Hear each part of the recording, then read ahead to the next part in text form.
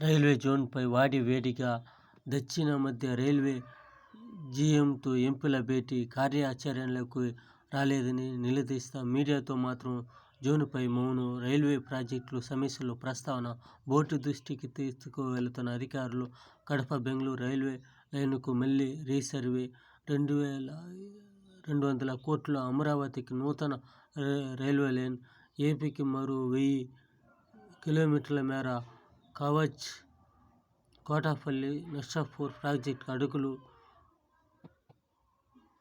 GM ఈ విధంగా రైల్వేలు హైవేలు అవుతా ఉంది. రైల్వేలు కూడా ఈ విధంగా అయితే మంచిగా ఉంటుంది.